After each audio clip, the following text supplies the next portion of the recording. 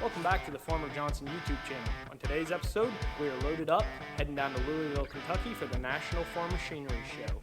We're going to get to see some new and exciting equipment that they have out on display. Then, when we get back to the shop, we're going to move some equipment around so we can get some more planters pulled in our shop to get them looked over before springtime.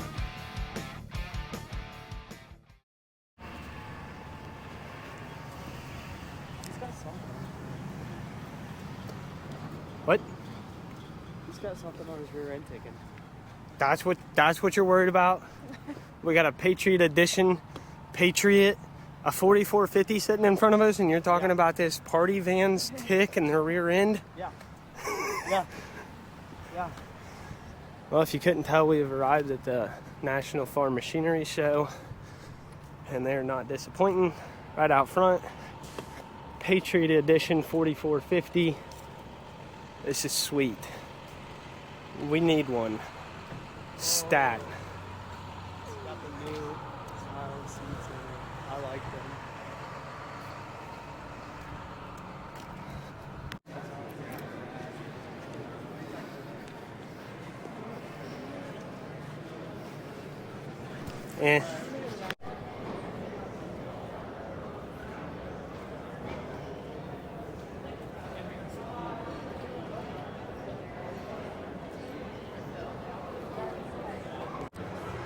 So here's the new combine at the National Farm Machinery Show. Big AF11. Supposed to be like a class 10 plus, I think. Looks absolutely massive, that grain tank.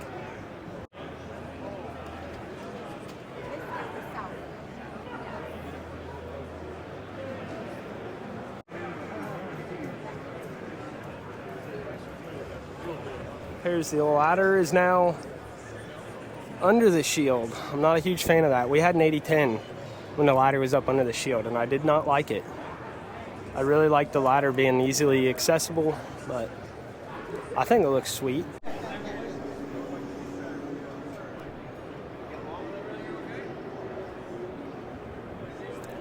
Got the hitch, pull your head behind.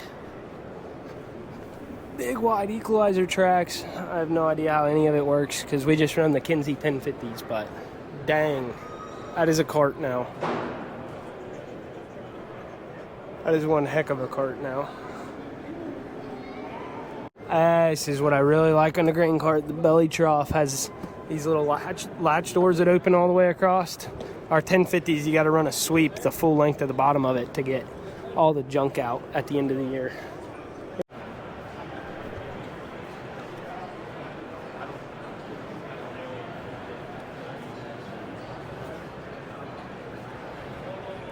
That is a heck of a speed disc. If you look, the blades aren't pitched nearly as much as ours. 2 sets of rolling baskets on the back.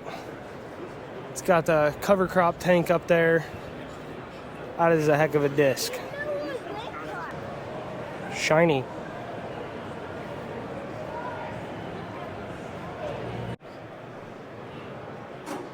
I really like this box design, this stackable deal. Saves a lot more deck room than ours has. I think I would rather it back here though than up there because it's a whole lot of weight right on the fifth wheel. But I came to see the new combine. Colby came to see, what is it? A Toro? Yeah. You came to see the Toro. No, I was wanting to look at the Turf Tigers, but The Turf Tigers is what he come for, but he hasn't found them yet. I don't think we need that actually. I was just kidding. I just want to see something. Hey, you know. See me work today? Yeah.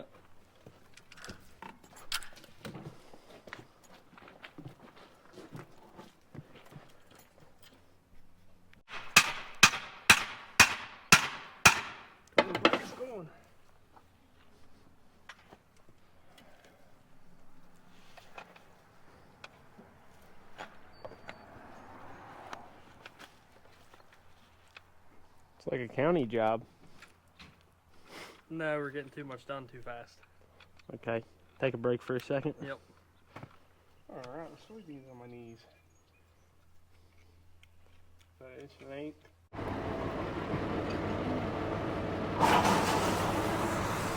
make sure it all works. The bushing was junk right in there. Well, it wasn't junk, it just come out. So then the whole sweep was falling apart, but we got it fixed.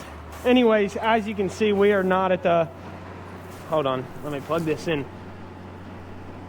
We're not at the National Farm Machinery Show today. We made it back from that. Back on the job working. Had a blast. I got to see the new combine, which was cool. I don't think I'm allowed talking about it any. CNH made me sign some big paper. I think it was basically saying if I should talk about it too much, they'll sue me.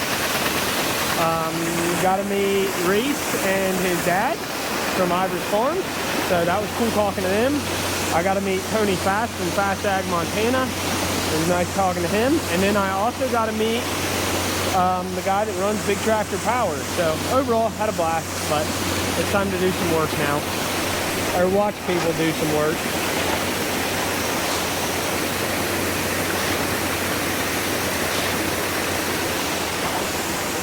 I think this bin had a hole that was plugged, so they brought one of the little sweeps in and ate it out until they got the hole unplugged, and that's really what we got going on here.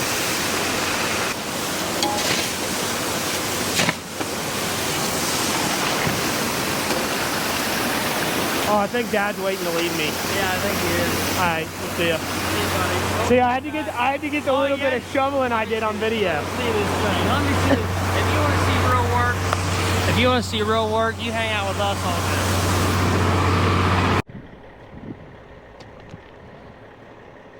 day. Well, that's not a good sign. Landing gear's down and another semi started, so I guess Brandon wadded his semi up. We'll see what he's got going here.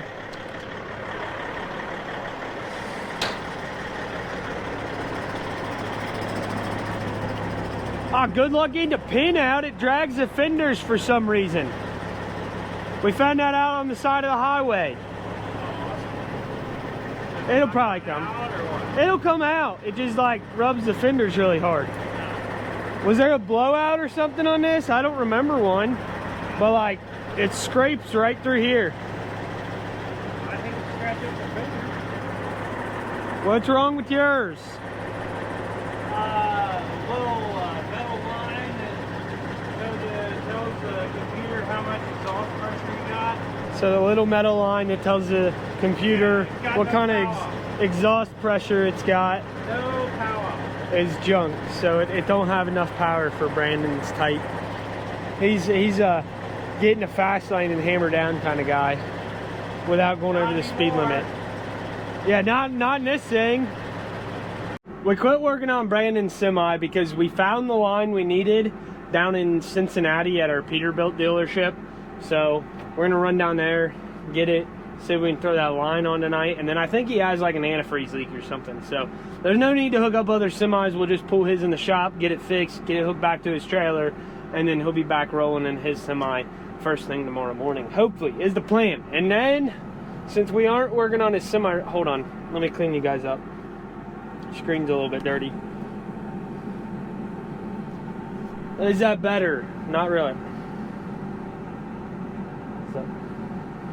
Not really. Hold on. Anyways, since we're not working on Brandon's semi now, we're trying to get, number one, another planter pulled in the shop. But, daggone, this thing is cold. I would have thought it would have been warmed up a little bit by now. But, we're trying to get, number one, this planter pulled in the shop so we can start going through it, working it over. And then, since we're trying to get this in the shop, that means get everything out of the shop that we're not currently working on, that we're done with. So, it's a hassle of moving equipment around. Always is. It seems like we always got to transfer equipment all over the place. And we honestly could take some of these tractors over to Papal's and bring some of them tractors from Papal's over to here. But there's salt in the roads, so we're not going to do that right now. We're going to wait till maybe it rains and there's no salt in the road.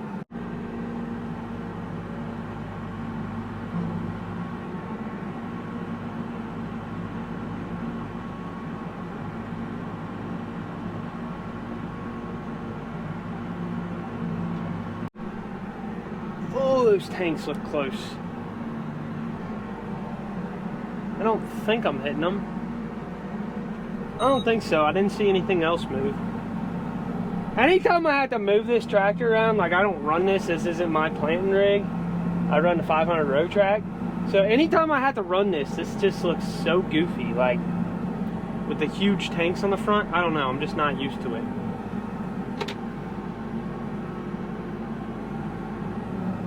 Not used to it one bit. So, I don't know.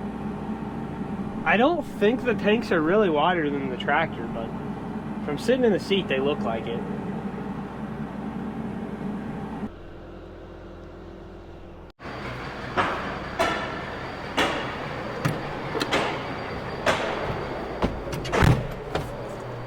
Ooh. Well, we got a new seat in this. That is nice. Really nice.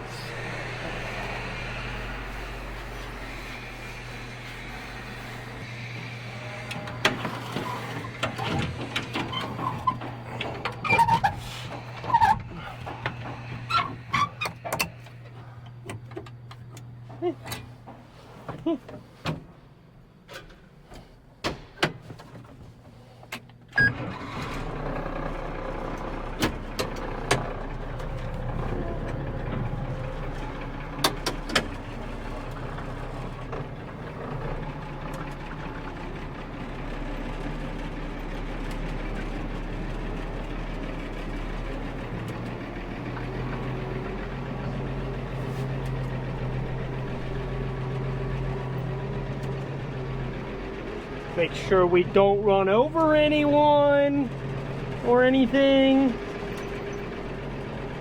But we are gonna cruise out here to the equipment shed and put this thing away.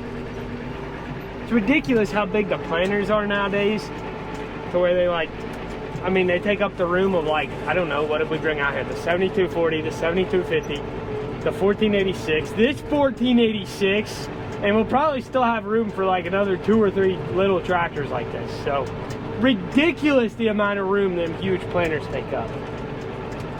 Unreal.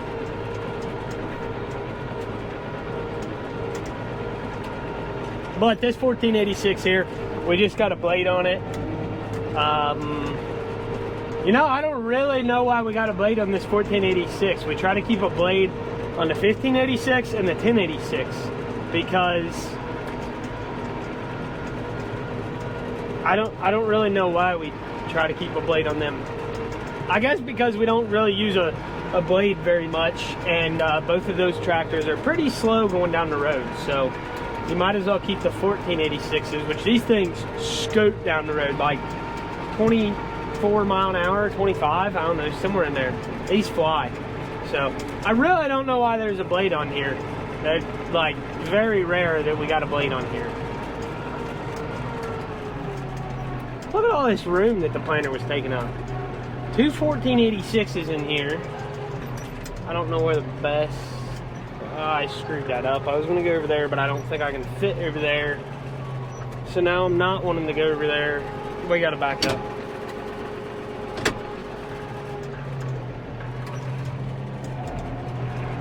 Kind of rare for us to have a blade on a 1486 though.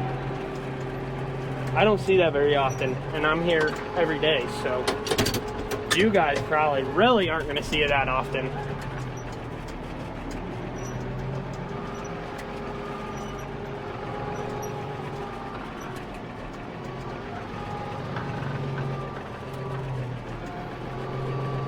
I think I'm going with the method of drive forward until you see something move and then stop. I chickened out. It wasn't even close yet. It wasn't moving. So people have been on me kind of since I started my YouTube channel, like, hey, do an equipment tour. And you know, I'm not really feeling that. But I did say in one of my comments, I'll have to go back and look. I think I said if I hit like 30,000 subscribers, I'll do an equipment tour. But here's your little sneak peek. 9280. That would be the 7240 in front of it. 440, 335, 380. That's the 380. Both those are Blue Jet and Hydrus bars. 966 wheel loader, 7250. 9380, 620, service truck, 3 tones right there, 1486, 1486, another 620, 963 track loader, one of the corn heads, and this little tiny drill we use for washouts. Oh, and then of course what I'm standing on, the 3700. I don't know how many row it is, but it's 20-inch rows, 60 foot wide. So this is a big planter. It's been over a lot of acres. We've had it for a long time. But anyways, like I said, I think it's 30,000 subscribers. I'll do an equipment tour, like whole deal, all in one video. And then people have also been on me that I need to do like a farm history deal, and I know I need to. I'm not waiting for a certain amount of subscribers with that. It just, that's a video that's going to take a lot of time and effort. I mean, I already feel like I put a lot of time into these videos. I mean, some people might watch them and think I just roll these out like all the time and just put no work into it, but it does. There's a good bit of work that goes into it. So I don't know.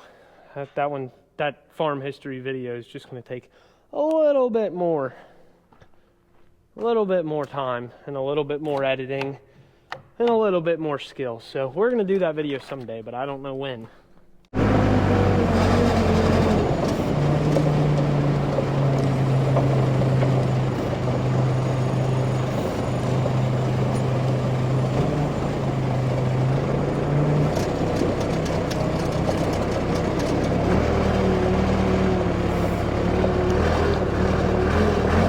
That's really all I have for today's video. I wish I would have got to film a little bit more down at the farm show of the new combine, because it looks like an absolute unit. Like straight up to me, it looks like a John Deere X9 murderer. It looks like a bad son of a gun to me. But we were actually able to go back and kind of open up some of the panels. We had to have tickets for it, but we were able to open up panels and crawl all over the machine and look inside the cab and stuff. But I don't think I'm allowed to talk about that at all, and I definitely wasn't allowed to film any of that. But I guess you guys will see more of that when it comes out on someone else's channel, and when those machines actually start to roll into production. But that's really all I got for today's video. So thank you for watching. Number one, if you're one of those people that watch my videos all the way to the end, I just want to say thank you. You help this channel out a lot. You really push it out there for way more people to see. Anyways, thanks again. We'll see you in the next one. Real fast before this video ends, I just wanted to say, Case IH, if you are wanting to know your combine is 100% ready before it goes to production, you better bring one out to me this fall for me to run before it goes out to production, because I don't want to say I'm hard on equipment, but I feel like I push equipment to its fullest potential and maybe a little bit past its fullest potential. So things sometimes tend to break when I run them. So if you want to make sure your combine is just straight dialed in before it goes to production, I am your guy. That's all I'm trying to say. I'm your guy.